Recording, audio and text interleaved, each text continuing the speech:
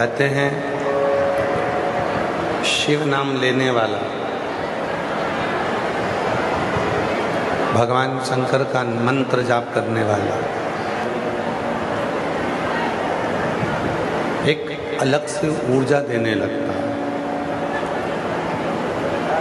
शिव महापुराण के उमा संहिता में एक बात आती है। शिव महापुराण की उमा संहिता कहती है, जब सबके साथ बैठकर आप शिव जी के मंत्र का उच्चारण करते हो, सबके साथ बैठकर जब आप भगवान शंकर के मंत्र का स्मरण करते हो, सबके साथ बैठकर जब आप भगवान शंकर के मंत्र का उच्चारण करते हैं,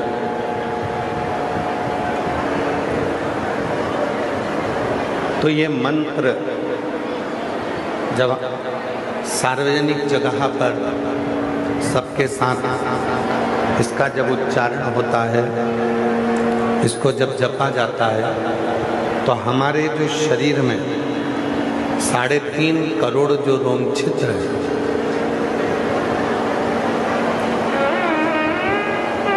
मनुष्य का जो शरीर है, मानव का जो देह है, मानव का जो शरीर है, मानव का जो शरीर है, मानव की जो देह है, प्रत्येक मानव के शरीर में 3.5 करोड़ रोम छिद्र होते हैं। रोम छिद्रों से ये मानव का शरीर बना हुआ है और 3.5 करोड़ रोम छिद्रों से जो ये मानव का शरीर है, वो शरीर केवल उसकी सुंदरता देखने के लिए नहीं है।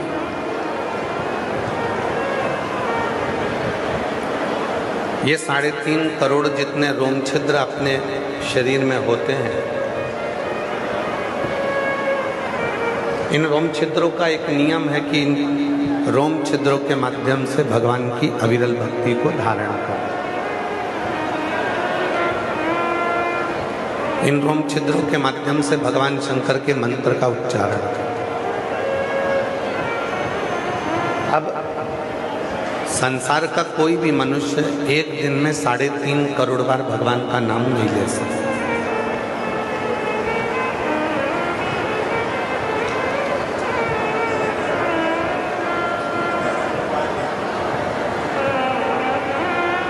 संसार का कोई भी मनुष्य होगा, वो एक दिन में 3.5 करोड़ बार मंत्र का उच्चारण नहीं करता है, मंत्र जप नहीं करता।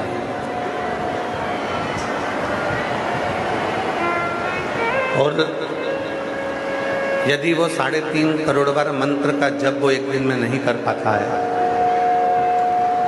तो सार्वजनिक रूप से बैठकर जब वो भगवान के मंत्र का उच्चारण करता है,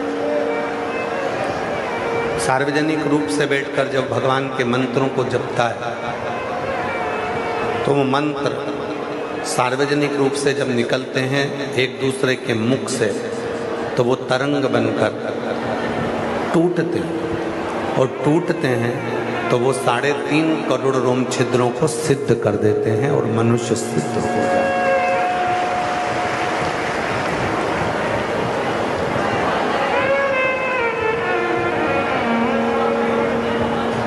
3.5 करोड़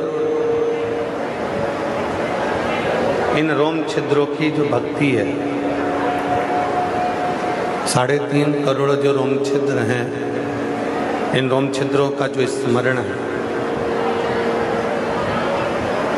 3.5 करोड़ जो रोम छिद्रों के द्वारा जब हम सार्वजनिक रूप से भगवान की भक्ति करते हैं, सार्वजनिक रूप से हम भजन करते हैं, तो वो भजन जब तरंगों के रूप में इन शरीर में प्रवेश करता है, तरंगों के रूप में जब इस शरीर में जाता है, तो एक हमको अलग से शक्ति, एक हमको अलग से बल प्राप्त हो जाता है। 5 स्थान बताए हैं जहाँ पर जाने पर, पहुँचने पर ये हमारे शरीर के 3.5 करोड़ रोम छिद्र शुद्ध हो जाते हैं और भगवान की अविरल भक्ति में डूब जाते हैं।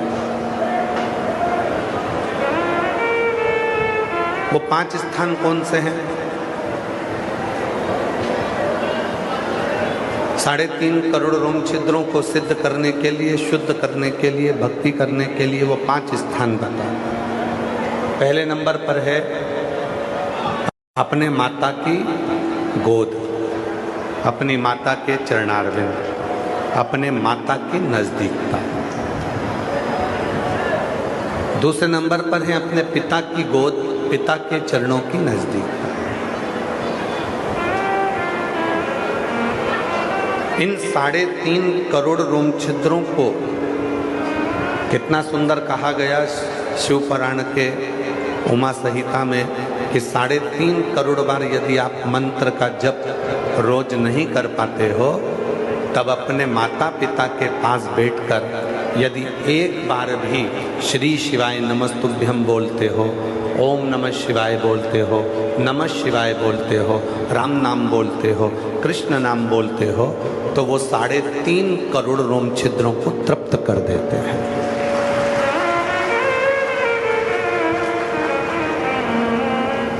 एक माता के चरणों में, पिता के चरणों में, माता के नजदीक में, पिता के नजदीक में, माता की गोद में, पिता की गोद में जिस मंत्र का उच्चारण हम करते हैं वो हमारे 3.5 करोड़ रोम छिद्रों को शुद्ध कर देते, सिद्ध कर देते।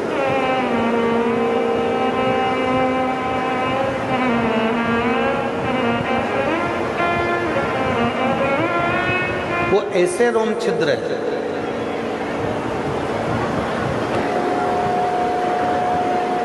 एक माता की गोद, एक पिता की गोद, एक माता के चरण, एक पिता के चरण,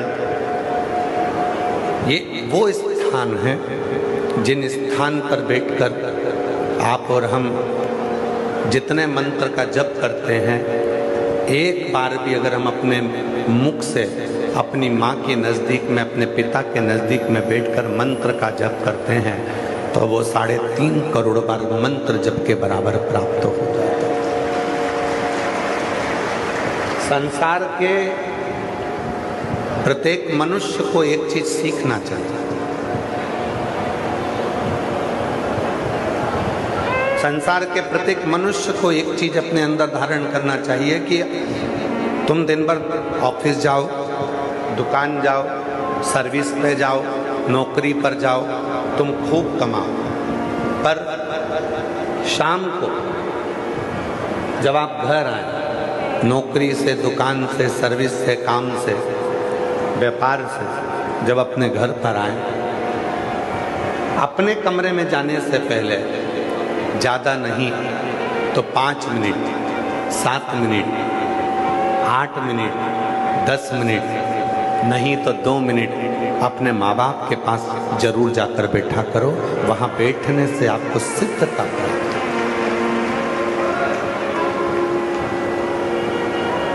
कुछ देर के लिए।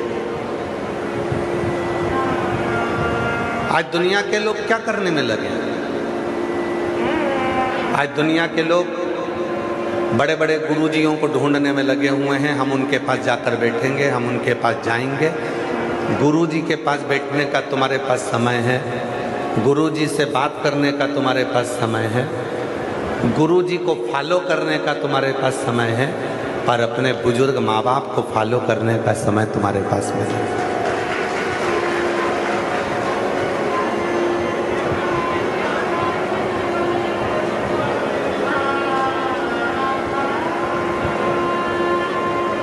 आप सब बैठे हुए हो।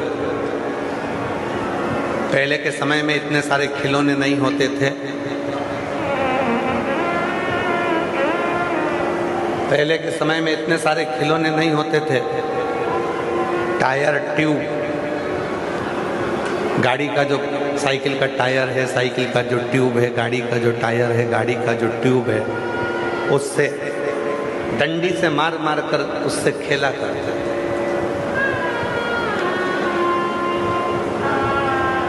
यहाँ जितने मेरे जीजा बैठे हैं, जितने मेरे बेटा बैठे हैं, वो लोगों ने भी बचपन में अपने साइकिल के टायर से, गाड़ी के टायर से, ट्यूब से खेला।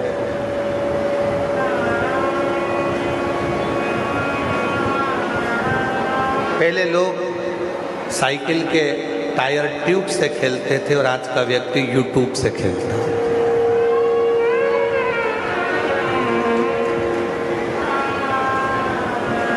पहले टायर ट्यूब से खेलते थे, अब यूट्यूब से खेलते थे। टायर ट्यूब से खेलते थे तो शरीर को लाभ होता था, यूट्यूब से खेलते हो तो शरीर को लाभ नहीं होता, बैंक खाली हो जाता है, घर का पैसा खाली हो जाता है, धन खाली हो जाता है, संपदा खाली हो जाती है। इसीलिए शिव महापुराण की कथा कहती है, 5 जगह बताई है जहाँ पर ये 3.5 करोड़, प्रत्येक मनुष्य के शरीर में रोम रोम, बारीक बारीक छेद। आप अपने हाथ को देखोगे, अपने शरीर को देखोगे तो बारीक बारीक, अपनी उंगलियों को देखोगे तो बारीक बारीक छेद तुमको नजर आएंगे। ये 3.5 करोड़ छिद्र हैं जो हमारे शरीर में हमें परमात्मा ने दिया। और ये 5 जगह पर ही शुद्ध और सिद्ध हो सकते।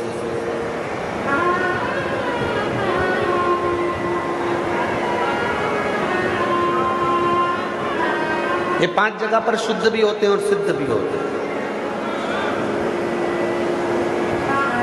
एक अपनी माता के पास में 5 मिनट 10 मिनट कितना भी काम हो, काम कर कर आओ, नौकरी कर कर आओ, अपने बच्चों को मना नहीं है, मिलो। अगर आज आप अपने बच्चों को कुछ प्रेरणा देना चाहते हो तो वो सबसे बड़ी प्रेरणा देना, आप अगर अपने माँ बाप के पास बैठोगे तो एक दिन ऐसा आएगा कि आपकी औलाद भी आपके पास में आकर बैठेगी, वरना वो बैठने वाली नहीं। 5 स्थान में 2 स्थान, एक माता और एक पिता, जिनके नजदीक में बैठने पर भी ये 3.5 करोड़ रोम छिद्र शुद्ध और सिद्ध हो जाए। तीसरे नंबर पर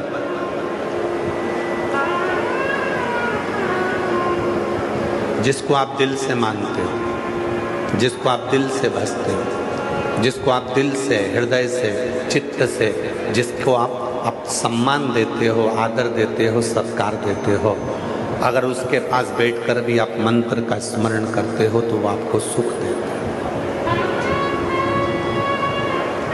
जैसे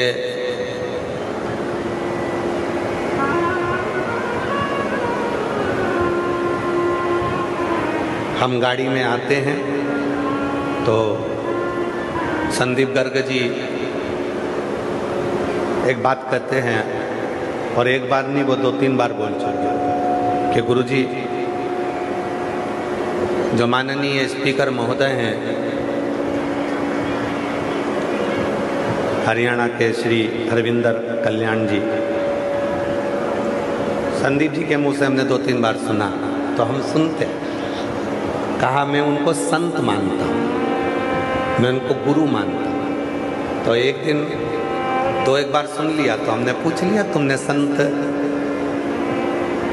कैसे माना?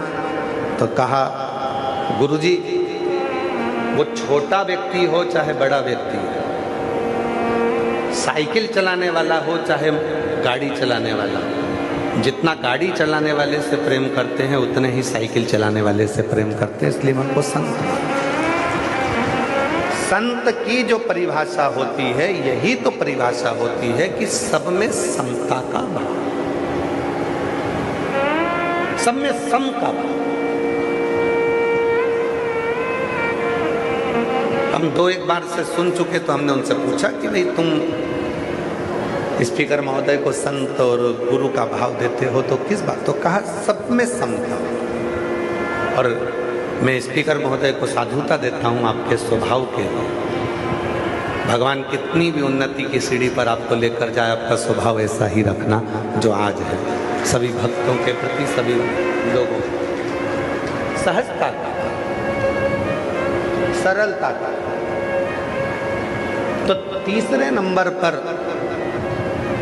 3.5 करोड़ रोम छिद्रों की जो सिद्धता कही गई, वो सिद्धता कही गई अपने जिसको आप बहुत मानते हो, चाहे आपका दोस्त हो, चाहे आपकी बहन हो, चाहे आपका भाई हो, चाहे आपकी भाभी हो, चाहे आपकी बहू हो, चाहे आपका पोता हो, चाहे आपकी पोती हो, चाहे आपका नाती हो, चाहे आपका पंथी हो, चाहे आपका पति हो, चाहे आपकी पत्नी हो, चाहे आपके पड़ोसी हो, चाहे कोई गुरु हो, चाहे कोई महात्मा हो, चाहे कोई रिश्तेदार हो, चाहे कोई अड़ोसी हो, चाहे कोई पड़ोसी हो, जिसको आप बहुत स्नेह करते हो, मानते हो, उसके पास बैठकर भी अगर आप भगवान के नाम का उच्चारण करते हो तो वो 3.5 करोड़ रोम छिद्रों को शुद्ध और शुद्ध।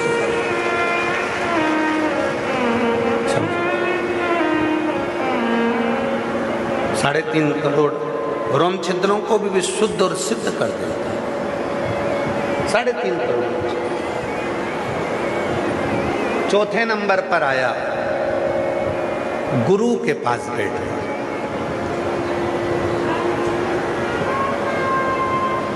और गुरु कौन? गुरु की परिभाषा क्या है?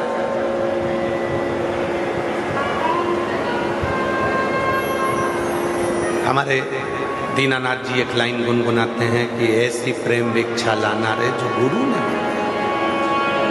ऐसी प्रेम भिक्षा लाना रे गुरु ने मंगाई, ऐसी प्रेम भिक्षा लाना रे गुरु ने मंगाई, गुरु ने मंगाई, सतगुरु ने मंगाई, गुरु ने मंगाई, सतगुरु ने मंगाई।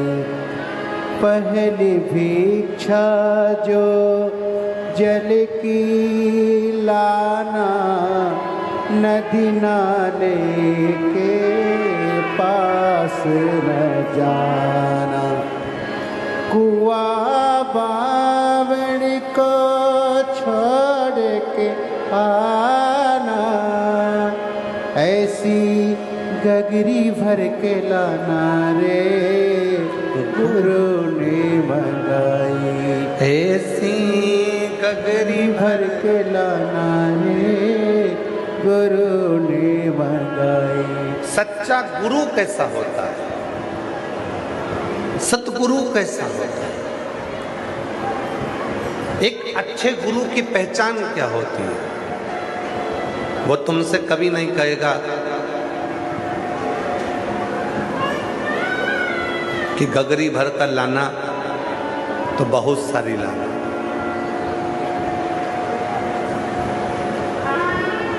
वो तो कहेगा कि कुआं और बावड़ी के पास भी मत जाना और गगरी भर कर लाना। वो गगरी है प्रेम की, अहंकार का त्याग कर कर, आसक्ति का त्याग कर कर, वासना का त्याग कर कर, परिवार को नहीं छोड़ना है। सच्चा गुरु कभी नहीं कहता कि तू तेरा घर छोड़ दे।